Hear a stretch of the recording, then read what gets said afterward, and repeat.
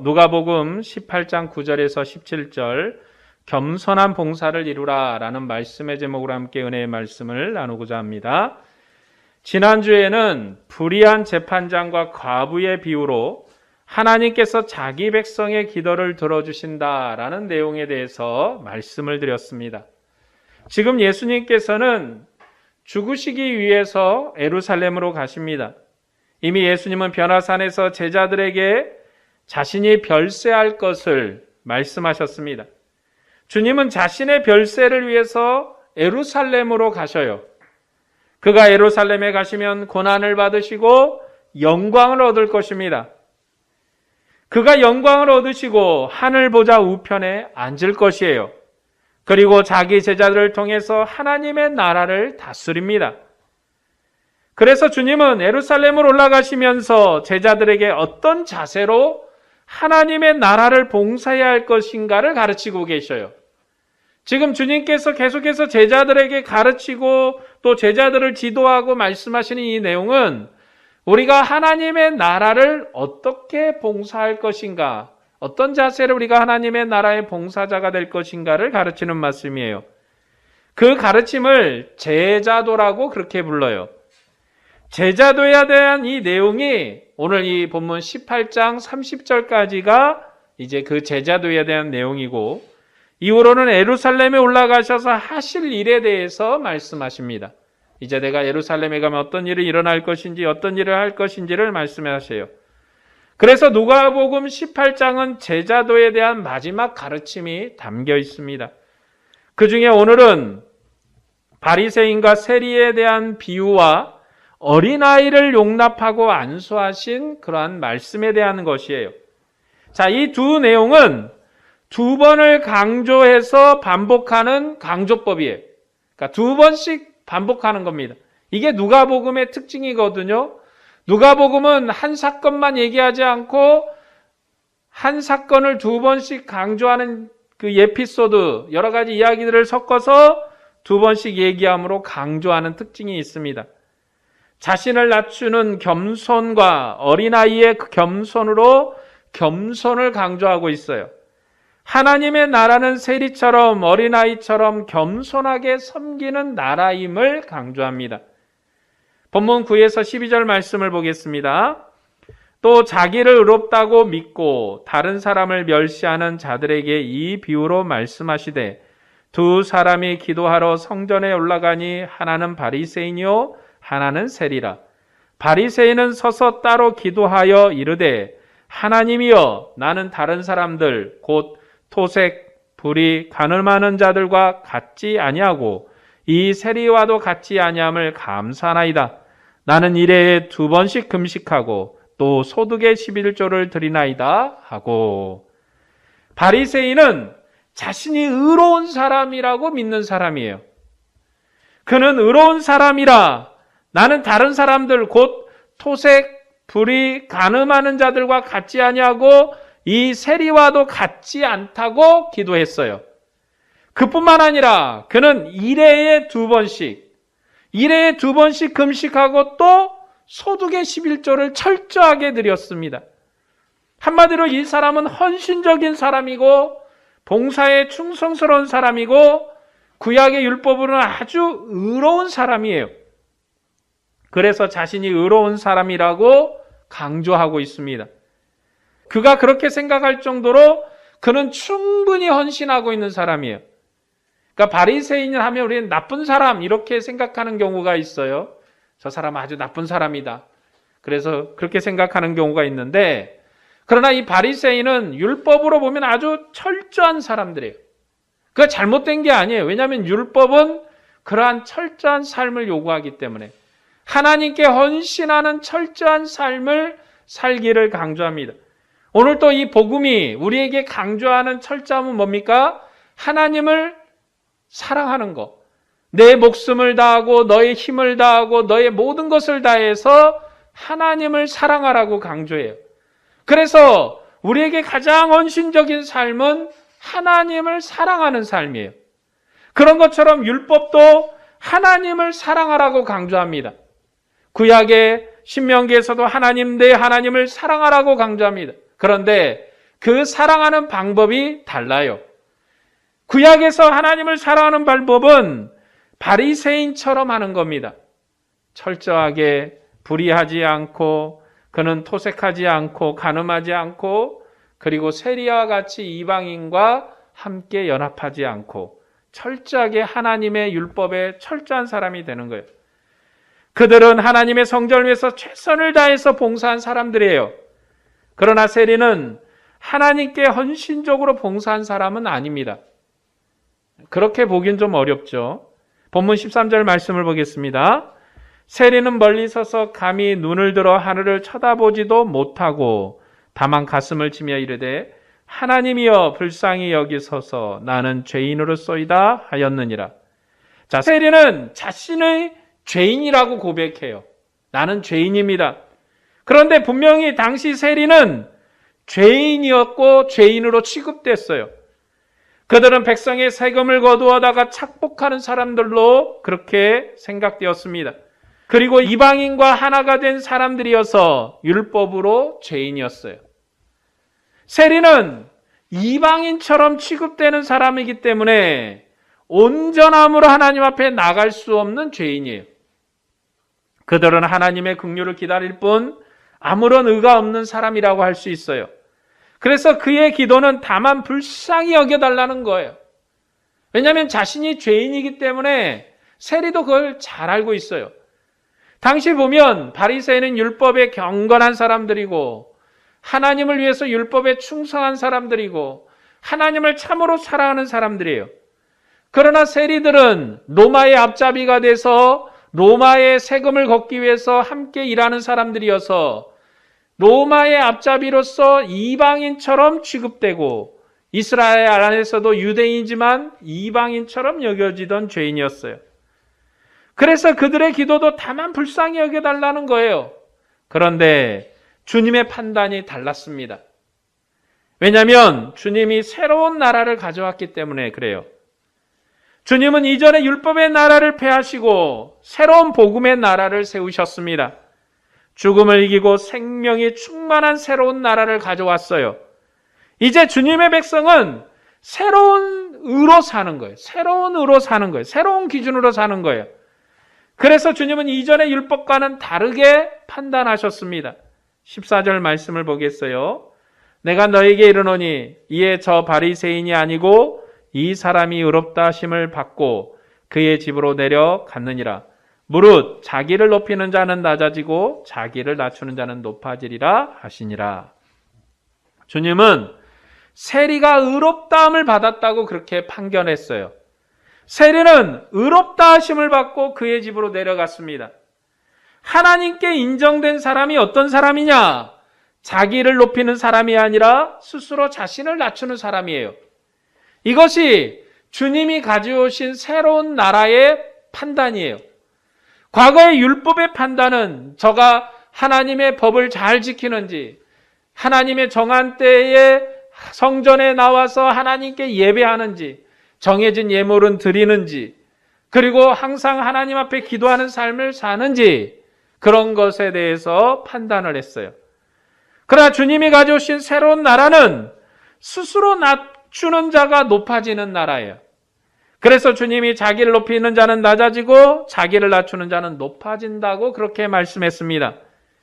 주님의 나라를 봉사하는 제자들은 어떤 자세로 봉사해야 될까요? 주님의 나라를 봉사하는 제자들은 자기를 낮추고 겸손함으로 봉사해야 돼요. 지금 주님께서 이 세리와 바리새인을 비유로 드는 얘기의 핵심은 뭐냐면 주님의 제자들이 어떻게 주님의 나라를 봉사할 것인가에 대한 얘기예요. 그래서 그 봉사의 자세가 겸손해야 된다. 자기를 낮춰야 된다라고 가르친 겁니다. 주님의 제자들은 바리새인들처럼 자기 의를 자랑하거나 높여지려고 해서는 안 돼요. 교만한 자는 하나님 앞에 나갈 수도 없고 그의 기도가 응답되지도 않습니다. 주님의 제자들은 겸손해야 돼요. 하나님을 쳐다볼 수 없어서 스스로 겸손한 세리처럼 겸손해야 돼요. 자랑할 것이 없는 죄인처럼 겸손히 주님을 섬기고 봉사해야 합니다. 그러면 주님이 겸손한 자에게 주님의 나라를 맡길 거예요. 그리고 장차 임할 인자의 나라에서 유업을 얻을 것입니다. 하나님은 겸손하게 봉사하며 헌신한 자들을 기뻐하십니다. 겸손함은 주님께서 가져오신 새로운 나라의 의로움이에요. 주님의 나라에서는 겸손한 자가 의롭다함을 얻습니다. 그런데 구약에서는 바리새인같이 봉사하는 사람이 의로운 사람이에요. 하나님께서 바리새인의 기도를 들으셨습니다. 그들은 율법을 따라 하나님을 잘 섬겼고 그렇게 하나님 앞에 충성한 사람이고 의로운 사람이에요. 바리새인 참 의로운 사람이에요. 나쁜 사람 아니에요. 충성을 다한 사람이 얼마나 헌신적인 사람입니까? 그는 11조를 드렸고 기도했고 다 했어요. 철저하게 하나님을 섬긴 것입니다. 그들은 율법을 따라 하나님을 잘 섬겼던 사람이고 의로운 사람이에요. 그들은 세리처럼 이방인과 연합하지도 않았어요. 그들은 정해진 때마다 하나님의 성소에 나가서 예물을 드렸고 율법의 온전함으로 기도했습니다. 그리고 불의한 자들과 교제하거나 그들과 연합하지도 않았어요. 그래서 바리새인들은 율법으로 아주 당당한 사람들이에요. 그런 당당함으로 하나님 앞에 나가서 자기 의를 자랑했습니다. 율법으로 바리새인들의 의는 잘못된 게 아니에요. 아주 의로운 것이고 좋은 것이에요. 그들은 율법의 의로 올바른 일을 한 사람들입니다. 그러나 주님께서 새로운 시대와 새로운 나라를 가져오셨습니다. 그들의 의는 구약에 의해서 주님의 나라에서는 불의한 거예요. 그래서 주님은 율법으로 의로운 바리새인의 기도를 들어주지 않았습니다. 주님은 율법의 의로 멸시당한 세리의 기도를 들어주셨어요. 이 세리는 하나님 앞에 나와서 얼굴을 들지도 못하고 자기 죄 때문에 가슴을 치며 슬퍼한 죄인이었어요. 그는 자기 죄 때문에 하나님의 긍휼만을 바라는 사람이었습니다. 그런데 하나님은 이런 세리를 의롭다고 인정했어요. 왜냐하면 새로운 나라가 임했기 때문에 그래요. 새로운 영광, 새로운 시대, 새로운 은혜가 임했기 때문에 그렇습니다. 하나님의 나라 역사가 새로운 역사 발전의 단계로 발전했기 때문에 그래요. 하나님의 구원 역사가 이전의 세대와는 다른 발전을 했습니다. 우리가 성경을 이해하기 위해서는 성경이 역사다라는 개념을 좀 가질 필요가 있어요. 역사라는 개념이죠. 그 전에 우리가 어렸을 때 공부할 때는요, 이런 개념 자체가 없었어요. 그냥 교리적으로 배웠어요. 하나님은 누구시냐? 성령님은 누구시냐? 예수님은 누구시냐? 예수님이 우리 죄를 위해서 어떤 일을 하셨느냐? 이런 질문에 답하는 교리적인, 그 대표적인 게 바로 웨스트민스터 신앙고백서 같은 거, 이런 교리적인 공부를 했어요. 그런데 성경을 가만 보면 성경은 역사예요. 이 역사라는 것은 뭐냐? 하나님의 구원 역사예요. 하나님이 자기 백성을 구원하기 위해서 어떤 일을 하고 계신가를 기록한 게 역사예요. 가령 우리나라 조선시대 역사 그러면 조선의 왕들이 어떤 일을 했는가? 조선에 살던 사람들이 어떤 일을 했고 어떤 정치를 했고 그 민족들은 어떻게 살았는가를 기록하면 그게 역사예요. 고려시대의 역사를 기록하면 고려사예요. 조선시대의 역사를 기록하면 조선사예요. 오늘도 현대 역사를 우리가 기록하지 않습니까? 이 역사라는 것은 하나님의 구원 역사예요. 그리고 이 역사는 점진적으로 성장합니다. 마치 어린아이가 성장하듯이 성장하는 거예요. 그러니까 역사라는 것은 멈춰 있으면 역사가 아니에요. 여러분, 역사는 멈추면 역사가 아니에요.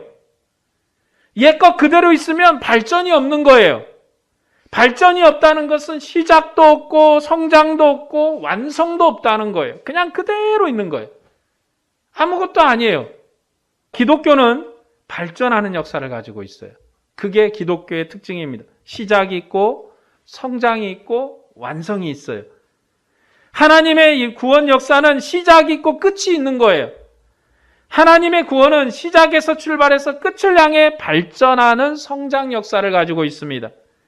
이런 개념을 가지면 구약과 신약의 차이를 알 수 있고 예수님께서 행하신 일을 이해할 수가 있습니다. 그리고 본문에서 주님께서 왜 바리새인의 의를 인정하지 않는지도 우리가 알 수 있어요. 그런데 이런 개념이 없으면 성경을 어떻게 이해하는가?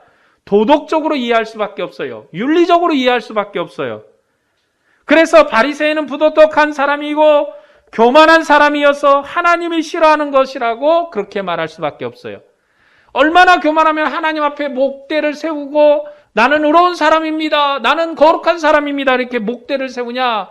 그는 불의한 사람이라고 그렇게 말할 수밖에 없어요. 그런데 주님이 지금 여기에서 말씀하시는 건 그런 내용이 아니거든요. 바리새인이 도덕적인 사람인가 윤리적인 사람인가 이런 얘기하는 거 아니에요. 사실 도덕적 윤리적으로 따지자면 세리는 더 나쁜 사람이에요. 아주 나쁜 사람이죠. 바리새인은 그런 부도덕한 사람이 아니에요. 바리새인의 불의함은 옛 율법과 복음의 차이로 드러나는 불의함이라 할 수 있어요. 지금 바리새인이 착하게 잘 살았어요. 도둑질도 안 하고 남의 것 빼앗지도 않고 그리고 음란하거나 간음하지도 않고 아주 착하게 산 거. 윤리적인 요즘 이런 사람들을 가리켜서 뭐라고 얘기해요? 법도 없이 살 사람이라고 그러죠. 아주 착한 사람. 저 사람은 법이 없어도 살 사람이다. 아주 착한 사람이라는 거죠. 바리새인은 굉장히 착한 사람이었어요. 그러니 얼마나 의로운 사람이에요? 율법으로 바리새인이 거룩한 사람이고 율법으로 보면 세리는 정말 민족의 반역자고 우리식으로 얘기하면 친일 반역자예요. 친일 앞잡이에요. 그래서 우리식으로 얘기하면 이 세리는 아주 나쁜 사람이에요. 세리라는 그 집단은 그 당시의 인식이 민족의 반역자예요. 율법의 반역자예요. 하나님의 적이에요. 그런데 주님의 나라에서는 이것이 완전 뒤바뀌었어요. 왜 그러는가? 왜 그렇게 뒤바뀌었는가? 그걸 설명을 하려면 도덕 윤리로는 설명이 안 돼요. 여러분 바리새인이 하나님 앞에 핏대 세우고 나는 거룩한 사람이다 목을 딱 깁스하고 나타났다고 그가 불의한 사람이 아니에요. 그는 그렇게 할 만큼 율법에 거룩함이 있었어요. 온전한 사람이었어요.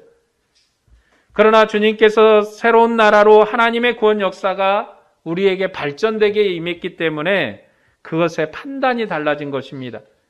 예법으로는 세리는 하나님의 대적자예요. 그런 대적자를 주님께서 그의 죄를 용서하시고 온전케 하셨습니다. 주님은 사망을 이기셨고 생명의 부활로 자기 백성을 온전케 하셨어요. 그러므로 새로운 나라에서는 새로운 법으로 자기 백성을 판단하는 거예요. 물론 율법의 법으로는 세리는 나쁜 사람이에요. 죄인이에요.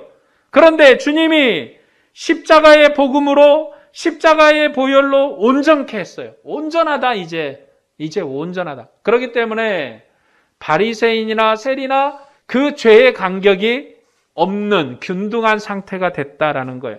그 상태에서 판단하는 거예요. 그래서 세리를 의로운 사람이라고 겸손한 사람이라고 그렇게 판단했습니다. 주님께서 그를 의롭게 하셨기 때문에 그래요. 주님께서 그를 의롭게 하셨다. 이 사람이 죄인인데 그 죄를 탕감하고 의로운 사람이다라고 판단했기 때문에 그렇습니다. 구약 하나님의 나라에서는 이스라엘이 세상의 장자로 택함 받은 백성이고 그들만이 하나님의 음성을 들었습니다. 그들은 하나님의 성소에서 하나님을 뵙는 영광을 누린 백성이에요. 그들은 세상을 구원하기 위해 하나님의 영광으로 봉사하는 백성이었습니다. 그것이 이스라엘의 영광이었고 자랑이었습니다. 그들은 세상에 하나님의 이름과 영광을 증거하는 하나님의 증인입니다. 그들은 만국의 하나님의 이름을 드러내고 그 영광을 봉사하는 백성입니다. 하나님께서 이스라엘에 주신 영광이 세상을 향한 영광이었어요. 하나님께서 이스라엘 백성과 함께 하심으로 하나님의 구원 역사가 세상에 충만하게 된 것입니다. 이처럼 세상은 이스라엘을 통하지 않고는 하나님의 영광을 볼 수가 없었어요. 그래서 이스라엘이 하나님의 기쁨이고 영광이었습니다. 그게 구약의 율법의 나라예요. 왜 이스라엘이 존귀한 자인가? 왜 그 이스라엘 중에서 바리새인들과 같은 종교 지도자들 그리고 제사장 같은 하나님의 선택받은 사람들이 왜 존귀한 자들인가?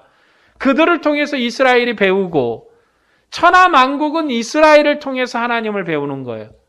천하만국이 하나님을 아는 도로, 하나님을 아는 은혜로 충만하기를 하나님은 원하셨는데 그 도구로 이스라엘을 선택하셨거든요. 그 이스라엘의 선택받은 민족 중에 우두머리가 되는 사람이 바로 제사장이고 왕이고 선지자고 그 선지자 같은 역할을 했던 사람들이 바리새인들이었거든요. 그러니까 이 바리새인들이 율법에 의로운 사람이고 온전한 사람이고 거룩한 사람이었습니다. 그런데 하나님의 영광이었던 이스라엘이 교만해졌어요. 그 교만함을 가지고 하나님께 범죄하다가 멸망했습니다. 이스라엘은 교만함과 범죄함으로 하나님의 영광을 모두 잃어버렸어요. 교만함으로 장자의 영광을 잃었고 가나안 땅의 축복도 잃었습니다. 하나님은 이스라엘 백성이 애굽의 종으로 있을 때 그들을 업어서 생명의 땅에 심었어요. 그런데 그들이 교만하다가 그 모든 영광을 잃어버리고 바벨론의 포로가 됐습니다. 하나님은 그의 자비하심으로 이스라엘을 구원하셨고 가나안 땅을 선물로 주셨지만 이스라엘이 율법의 자랑과 교만으로 가나안 땅에서 멸망했어요. 이스라엘은 범죄한 백성으로 율법의 저주를 받았고 이방의 압제를 받아 이방의 종이 되었습니다. 이제 이스라엘은 흑암과 어둠의 그늘에 앉아서 하나님의 긍휼만을 기도할 뿐이에요. 지금 이게 이스라엘의 상태예요. 예수님께서 오셨을 때의 이스라엘의 상태는 흑암과 어둠에 앉아 있는 백성들이에요. 그들은 율법으로 자랑할 것이 하나도 없는 백성이에요. 그러므로 바리새인이 하나님께 자기 의를 고백하는 건 불이한 거예요. 왜냐하면 하나님의 의가, 하나님의 공의가, 하나님의 온전한 사랑이 온전히 회복되지 않았거든요. 이스라엘 백성이 바벨론 포로에서 돌아왔지만 온전히 회복된 것이 아니어서 자기 의를 자랑하면 안 되는 거예요. 그래서 하나님은 자기 아들을 보내셔서 그들을 온전하게 회복하기를 원하셨습니다. 지금 예수님이 오셨을 때 이스라엘의 상태는 흑암에 있는 거예요. 어둠에 있는 거예요. 자기 백성을 구원하기 위해서 그들의 조상에게 약속한 하나님의 아들을 보내셨습니다. 주님은 그들에게 긍휼을 베푸셨고 큰 이적과 표적으로 온전한 회복을 선포하셨습니다. 범죄한 이스라엘에 임한 하나님의 아들은 죄인을 부르시는 새로운 나라를 가져왔어요. 그러므로 이스라엘은 모세 율법으로 누리던 특권을 자랑할 수 없어요. 이미 모세 율법으로 누리던 그 특권의 자랑은 바벨론에 멸망하면서 다 사라진 거예요. 왜냐하면 이스라엘이 가나안 땅에서 쫓겨났거든요. 언약의 땅에서 쫓겨났습니다. 언약의 땅에서 파져가지고 이방에 심겨졌어요. 그렇기 때문에 멸망받은 거예요. 물론 바벨론에서 다시 은혜를 얻어서 가나안 땅에 심겨졌지만 그 심겨진 나무처럼 그곳에서 성장하지만 그들에게 물을 주고 그들을 다스리는 나라는 이방 나라였어요. 하나님이 그들에게 비를 주고 햇살을 주고 있지만 그들의 통치가 하나님으로부터 오는 것이 아니라 이방의 통치로부터 오는 거기 때문에 어둠이 여전히 내려앉은 것이고 캄캄한 흑암인 것이고 그리고 안개가 짙은 내일을 바라보는 것 같아요. 그처럼 이스라엘은 이미 멸망한 거예요. 바벨론 포로 때. 그들에게 나타날 온전한 회복은 주님이 가져오실 새로운 나라인 것입니다. 그러므로 이스라엘은 모세 율법으로 누리던 특권을 자랑할 수가 없는 거예요. 그들도 주님을 믿고 새로운 은혜로 구원을 받아야 하고 복음의 법을 따라서 살아야 합니다. 그렇지 않으면 주님의 나라에서, 하나님의 나라에서 그들의 자리가 없어요. 지금 우리가 아직도 유대인들이 선민이라고 유대인들을 동경하고 유대인들을 참 거룩하다고 생각하지만 주님의 나라에선 유대인의 자리가 없습니다. 왜요? 천하 만민이 주를 믿는 자에게 같은 자리를 주시거든요. 유대인이라고 해서 그들에게 큰 은혜의 자리가 있는 게 아니에요. 물론 하나님이 사랑하셨던 아브라함의 후손이기 때문에 하나님의 사랑이 그들에게 남다를 수 있어요. 여전히 하나님은 그 아브라함에게 하셨던 언약을 온전케 하시는 하나님이십니다. 그럼에도 주님의 나라에서는 하나님의 나라에서는 예수 그리스도를 통하지 않고는 그들의 자리가 없는 거예요. 모세 율법으로 의를 드러내는 자에게는 주님의 나라에 자리가 없습니다. 그러므로 바리새인들도 자기 의를 자랑하지 말아야 돼요. 오직 주님의 무궁한 긍휼을 겸손하게 받아들여야 되고 그 겸손함으로 하나님의 나라에 봉사해야 합니다. 주님은 천국 복음을 전파하면서 예루살렘으로 올라가고 계셔요. 그가 예루살렘에 가시면 고난을 받으시고 그의 나라를 완성하실 것입니다. 주님께서 완성한 나라에서 제자들이 사도로 봉사해야 돼요. 그래서 주님은 제자들에게 그 나라에서 어떻게 봉사한 것인가를 가르쳤습니다. 그것은 겸손함으로 봉사라는 거예요. 지금 주님께서 제자들을 가르치는 거예요. 여기에 핵심의 인물은 바리새인이나 세리가 아니에요. 본문의 핵심은 제자들이에요. 제자들이 어떻게 봉사해야 될 것인가. 바리새인의 의, 도덕, 윤리 이런 건 여기에 본문의 핵심이 아닙니다. 하나님의 나라의 사도이고 왕 같은 자들이고 하나님의 나라를 세울 그들에게 어떤 자세로 하나님의 나라를 봉사해야 될 것인가. 그것은 겸손함으로 봉사하라는 거예요. 자기 의를 자랑하지 말고 자기를 낮추고 겸손하게 봉사해야 돼요. 주님의 제자들은 하나님의 나라 증인으로 부름받은 제자들입니다. 그들은 주님의 나라에서 영광스러운 직무를 맡은 제자들이에요. 참으로 영광스러운 자리에 앉을 자들이고 사도라는 영광스러운 칭호를 받을 제자들이에요. 그런 제자들에게 주님은 자기를 높이는 자는 낮아지고 자기를 낮추는 자는 높아진다고 가르쳤습니다. 그렇게 섬기는 것이 주님께서 세우신 나라의 섬김의 방법이에요. 주님의 나라는 무궁한 긍휼과 자비와 오래 참음으로 그 오래 참음으로 섬기는 나라예요. 원수까지도 저주하지 않고 사랑하셨던 주님의 사랑으로 섬기는 나라예요. 주님은 십자가에서도 자기를 죽이려는 자들을 용서하셨습니다. 주님은 자기를 버리고 떠난 제자들을 찾아가셔서 그들에게 성경을 풀어주시고 그들의 마음을 뜨겁게 하셨습니다. 심지어 아무런 소망이 없는 우리에게까지 은혜를 베푸셔서 하나님의 자녀가 되는 은혜를 주셨어요. 저 이스라엘에서 우리의 거리가 얼마나 멉니까? 이방 천리, 만리, 수천 리가 떨어지는 이 거리를 하나님의 복음을 많은 사람들이 들어 날라서 우리에게까지 하나님의 은혜가 미치게 했어요. 주님은 우리 같은 비천한 죄인들을 주님의 나라에서 봉사할 수 있도록 긍휼을 베푸셨습니다. 이런 풍성한 주님의 은혜가 우리에게 임했기 때문에 우리가 겸손하게 봉사해야 되는 거예요. 이제 주님의 나라에서는 자기 의를 잘하는 자는 낮아져요. 높이려고 하는 자는 자꾸 낮아져요. 자기 의를 자랑하면 다른 사람을 멸시하던 율법의 나라, 그런 나라에 사는 거예요. 그런데 그 율법의 나라는 끝이 났다고 주님이 말씀하는 거예요. 율법의 나라는 끝이 났다. 언제 끝났어요? 이미 바벨론의 포로로 잡혀갈 때 끝났어요. 그 끝난 것을 주님이 오셔서 선포하시고 새 나라를 주셨어요. 새로운 나라. 여러분, 주님이 옛 나라를 복원하고 옛 나라를 새롭게 하셨다면, 그래서 옛 나라가 계속되게 하셨다면 여전히 주님은 율법 아래 갇힌 자이고 모세가 왕인 그런 나라에 섬기는 그런 선지자에 불과해요. 그러나 하나님의 아들은 옛 나라의 머리를 조아릴 수 있는 왕이 아니에요. 그는 하나님이시요, 그는 하나님의 아들이시요, 우리에게 영광을 주시는 창조의 주님이셔요. 그렇기 때문에 옛 나라를 뛰어넘는 새 나라를 줘야 이전 역사가 새로운 나라로 발전하는 거예요. 이전 역사를 뛰어넘는 큰 은혜가 오는 거예요. 이전의 역사, 구약의 모세의 은혜도 참으로 큰 은혜였어요. 그러나 그 은혜보다도 더 큰 은혜가 와야 돼요. 여러분, 가끔 보면 TV를 멀쩡한데 바꾸는 사람이 있어요.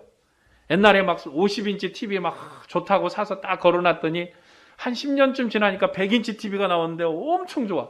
잘 나오는데도 띄고 걸어놓는 거예요. 50인치 TV 보다가 32인치 TV 사는 사람 없어요. 왜냐하면 더 큰 걸 걸고 싶은 거든, 더 큰 걸 걸고 싶은 욕심이 있는 거예요. 왜냐하면 더 크게 보고 싶은 욕심이 있어서. 보니까 여러분 50인치 TV 보다가 30인치 TV 사다가, 물론 이제 어떤 형편 때문에 그럴 수도 있지만 대부분 안 그러거든. 더 큰 걸 사다가 걸거든요. 그러기 때문에 하나님이 우리에게 은혜를 주신다는 것은 모세 율법보다도 더 큰 은혜를 주셔야 그 은혜가 더 풍성한 거예요. 풍성하다는 거예요.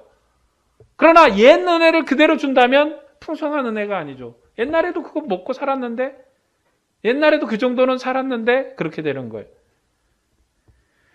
그러므로 이제 자기 의를 자랑하던 율법의 나라는 끝이 났어요. 주님이 죄인을 부르시는 긍휼의 나라를 가져오셨기 때문에 옛 나라가 끝난 거예요. 긍휼의 나라를 봉사하는 교회는 자랑할 것이 없는 교회예요. 이제 이 교회는요, 자랑할 게 없어요. 누구도 자신을 높일 수 없습니다. 주님을 향한 선한 봉사와 수고들이 우리의 자랑이 되지 못해요. 주님께서 우리를 위해서 생명을 버리셨는데 무슨 수고와 봉사가 우리의 자랑이 되겠습니까? 우리가 주님의 명령을 다 수행한다고 자랑할 게 무엇이에요? 단지 우리는 무익한 종이라고 고백할 뿐입니다. 주님을 위해서 수고를 다하고도 마땅히 할 일을 했다고 고백할 뿐이에요. 우리가 주님을 사랑하는 것 외에 하나님 앞에 자랑할 것이 없습니다. 이것은 우리의 선한 봉사와 수고가 아무런 의미가 없다는 건 아니에요. 하나님은 우리의 작은 사랑에도 기뻐하십니다. 우리의 헌신을 기뻐하고 우리의 수고를 통해서 위로를 받으십니다. 그러나 그런 헌신과 봉사가 바리새인처럼 자기를 잘하는 의가 아니라는 거예요. 그것이 우리의 자랑거리가 아니라는 거예요. 내가 교회에 얼마나 헌금을 했는데, 내가 교회에 와서 바닥을 얼마나 닦았는데, 내가 교회 와서 식당에서 얼마나 봉사를 했는데 나한테 해준 게 뭐가 있냐고 그렇게 말할 게 없어요. 우리의 모든 수고를 다하고 우리가 자랑할 것이 없는 무익한 종이에요. 우리는 오직 겸손과 온유함으로 하나님의 소원을 이루기 위해서 주님을 섬길 뿐이에요. 모두가 다 그렇게 섬기는 거예요. 내가 교회에서 성가대를 몇 년을 했는데, 내가 교회에서 차량 봉사를 몇 년을 했는데, 나를 그렇게 대우해서 겨우 준다는 자리가 재정부장도 안 주지, 뭣도 안 주지, 에이 하고 그러는 게 아니에요. 우리가 어떤 자리에서든지 최선을 다하고도 우리의 고백은 무익한 종입니다. 자랑할 게 없는. 왜냐하면 나를 낮추는 자가 높아지기 때문에 그래요. 나를 낮추는 자가 영광을 얻기 때문에 그래요. 사람들이 나를 알아주지 않아도, 사람들이 나를 몰라줘도 주님은 나를 알아주세요. 너의 의가 거룩하다고 우리에게 말씀하셔요. 본문 15절에서 17절 말씀을 보겠습니다. 사람들이 예수께 만져주심을 바라고 자기 어린아이를 데리고 오매 제자들이 보고 꾸짖거늘 예수께서 그 어린아이들을 불러 가까이 하시고 이르시되 어린아이들이 내게 오는 것을 용납하고 금하지 말라. 하나님의 나라가 이런 자의 것이니라. 내가 진실로 너희에게 이르노니 누구든지 하나님의 나라를 어린아이와 같이 받들지 않는 자는 결단코 거기 들어가지 못하리라 하시니라. 사람들이 예수님께 어린아이를 데리고 와서 만져주시길 원했어요. 그런데 제자들이 그런 사람을 꾸짖고 주님께 가까이 가지 못하게 했습니다. 그런데 주님은 하나님의 나라를 어린아이와 같이 받들지 않는 자는 결단코 거기에 들어가지 못할 것이라고 가르쳤습니다. 이 본문과 같은 내용이 마태복음 19장에도 있는데, 마태복음은 율법의 나라에서 여자나 아이들이 하나님의 언약에 참여할 수 없었지만 주님의 나라에서는 여자나 아이들도 하나님의 나라에 참여할 수 있다고 가르치는 내용이에요. 그러나 누가복음에서 그런 내용이 아니라 교만하지 말라고, 어린아이처럼 겸손하라고 가르칩니다. 그러니까 앞에 지금 바리새인과 세리의 비유와 이 어린아이에 대한 얘기의 비유가 다 제자들에게 하는 얘기인데 한마디로 겸손하라고 강조하는 거예요. 그것을 반복하고 있는 거예요. 겸손하게 섬기라고 제자들을 가르치고 있습니다. 오늘 말씀을 정리하겠습니다. 예수님은 그의 나라를 완성하기 위해서 지금 예루살렘으로 가십니다. 주님의 나라는 죄인을 부르는 나라이고 어린아이를 부르는 나라예요. 주님의 나라는 앞못 보는 사람을 긍휼히 여기는 나라이고 잃어버린 자를 찾아 구원하는 나라입니다. 그래서 하나님은 바리새인의 기도를 듣지 않고 죄인의 기도를 들으셨습니다. 왜냐하면 율법으로 자기를 자랑하는 시대가 끝이 났고 섬김으로 봉사하는 율법의 나라가 임했기 때문에 그렇습니다. 주님의 나라는 사랑으로 섬기는 나라예요. 주님은 그의 나라에서 봉사할 제자들을 가르쳤습니다. 제자들은 주님의 큰 사명을 맡은 사도들이기 때문에 그들은 주님의 교회에서 맡겨진 그 일을 따라서 섬길 수 있는 권세를 가진 사도예요. 주님은 그들이 어떻게 주님의 나라를 섬겨야 할 것인지를 가르쳤습니다. 제자들은 자기 일을 하고도 겸손할 뿐입니다. 주님의 나라는 바리새인도 제자들도 그 누구도 자랑할 것이 없는 나라예요. 자기 의를 자랑하는 자는 주님의 나라에 합당치 않습니다. 오직 자랑할 것이 없는 어린아이처럼 섬기는 거예요. 그래서 주님의 나라는 지극히 겸손한 자가 섬기는 나라입니다. 우리도 주님의 나라의 백성으로서 겸손하게 섬겨야 돼요. 사도들처럼 주님의 나라를 섬겨야 합니다.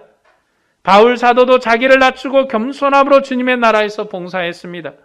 우리도 그렇게 봉사해야 돼요. 우리가 하나님 앞에 나올 때 자랑할 것이 있습니까? 우리의 자랑은 오직 예수님의 은혜뿐이에요. 오직 예수님의 사랑뿐이에요. 내가 한 것 자랑하려고 하지 마세요.